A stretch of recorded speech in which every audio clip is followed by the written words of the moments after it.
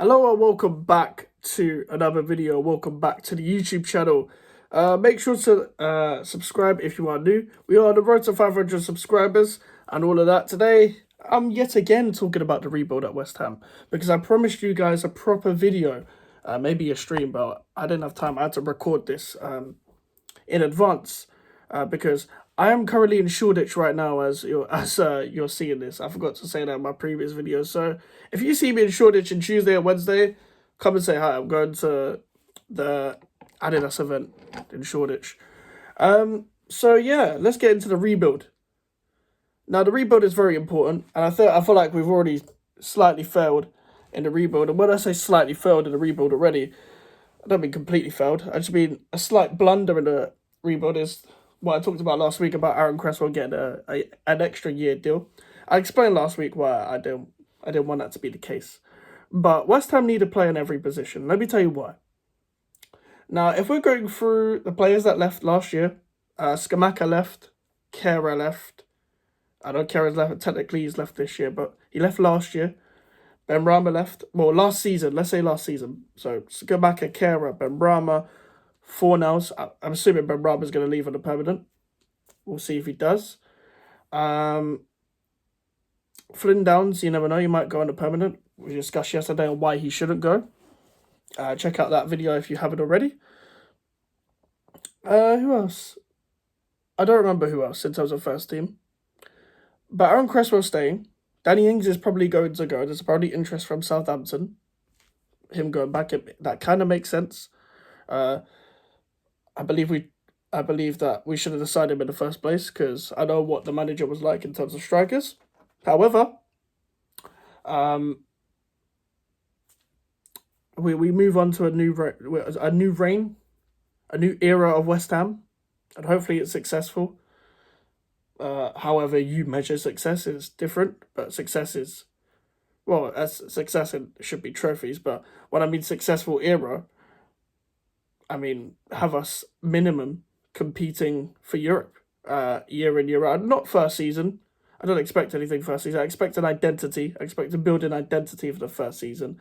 I don't expect a relegation battle. If there's a relegation battle, I'm going to have a lot of words. A lot of words. And even 13th for me would be a bit mad.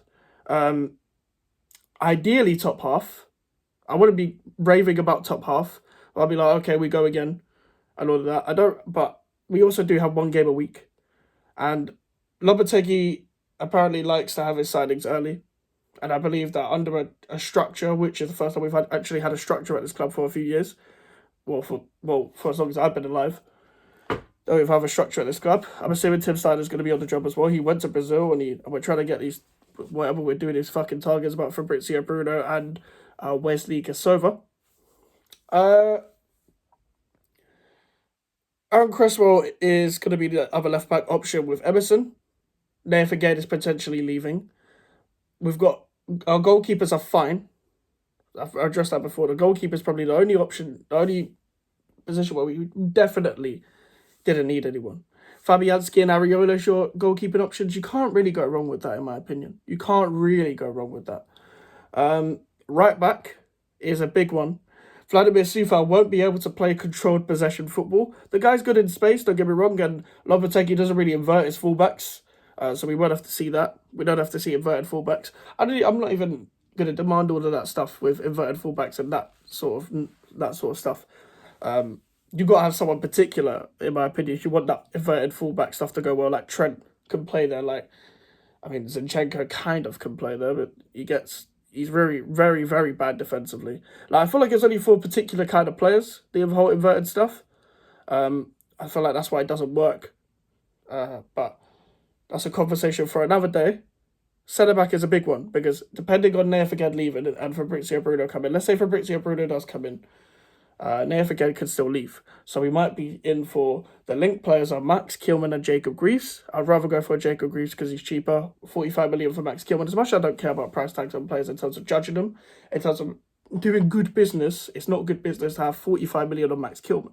Max Kilman's not worth 45 million. And for me, I've seen his best work in a 3 at the back. I was rating him at a 3 at the back, a man who his background is playing futsal and then transitioning that to playing first team football professionally. So he's comfortable with the three.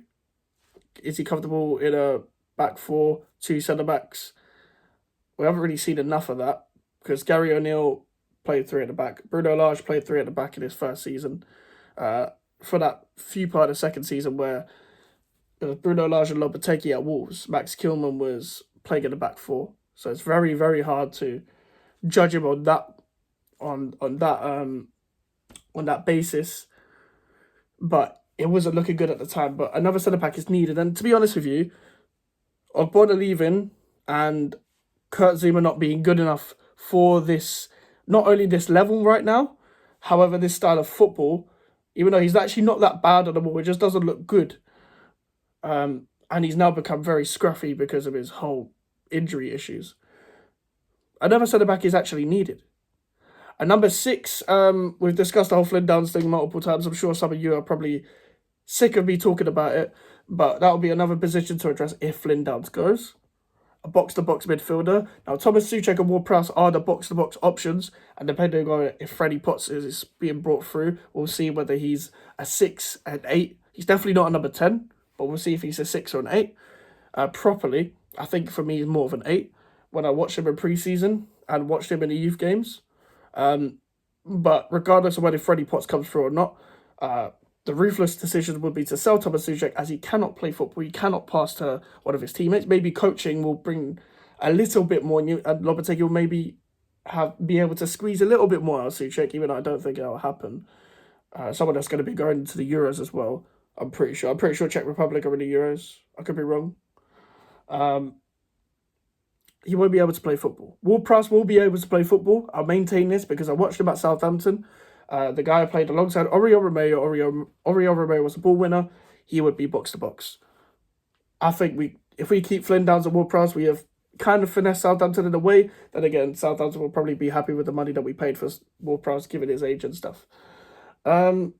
Right wing is not a problem because if Bowen gets injured, Kudus can play there, and if Kudus and Bowen probably won't start in the same 11.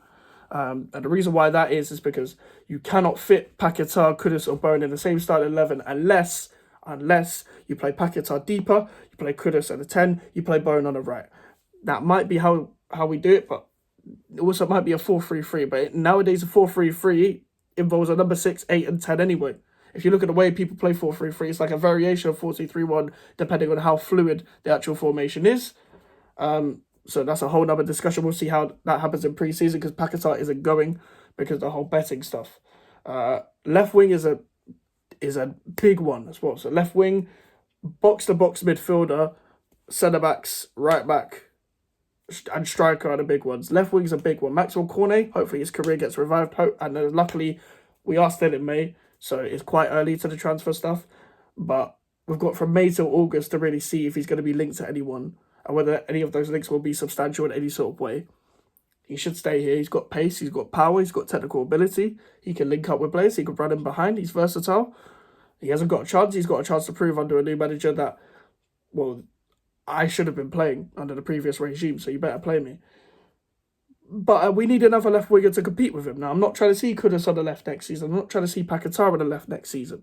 I'm not trying to see anyone out of position. I'm definitely not trying to see James Ward-Prowse on the left like the previous manager did. Because if you're trying to play possession-based football, you're not going to play them there. So, yeah. A left winger is needed. And hopefully Wesley is the guy if we get him. And, listen, we're signing a 19-year-old, don't get me wrong, if we do get him. But hopefully he's good enough. Brazil seems to have a lot of talent right now. The past 5 years, Brazil seems to be the country that you sign players there and Argentina. And strikers, obviously, a big one now. En-Nesyri, I'm not a fan. Misses chances, erratic. Link-up plays all right. It's okay. It's just okay. Lopetegui likes Antonio, but we need another striker anyway. Regardless of whether you like Antonio or not, you need another striker. Obviously, Danny Ings will be leaving. Mubama will be going on a 3. On a 3. We need another striker anyway. Now, the striker curse at West Ham, we will talk about that. If we sign a striker this season, I will make a video on the striker curse at West Ham. But right now, we'll maintain from making those sort of videos right now. But the one thing that also worries me, I've gone through the positions that we need for this Lopetegui era to play this Lopetegui football and all that. The problem is now, I've heard reports of 2 signings before July. Now, if you want your early signings in, 2 signings before July is a problem. We need more. Now, if you're hopeful for signing more than 2 players, and let's say we was quite early linked to Fabrizio Bruno and Wesley Kosova. So if those are the only 2 signings that come in, that's a big problem. I get you want to see players in pre-season. I can tell you right now, there's a few players that won't be able to play your football, my friend. You might, for the next season, not this season, but for the next season, Lopetegui might want a better a distributor of the ball in goal. However, we haven't seen Ariola's best distribution because we don't know if he can play at the back because nobody comes to receive the ball anywhere when we was playing under David Moyes and when we was playing his football. So we will see. But that's the rebuild. That is the rebuild at West Ham. That's why it's so important. And the reason why I said this in the first place, I made a tweet a few weeks ago. I can't remember whether it was after the Chelsea game. Oh yeah, must have been after the Chelsea game because we got battered. I said if we don't do a rebuild, we will get relegated. Simple. Or no, it's a relegation battle. I'll try and find the exact tweet because a couple of people were talking to me about that. And the reason why I say that is because you got to look at the average age of the squad, people. I'm pretty sure apart from Fulham,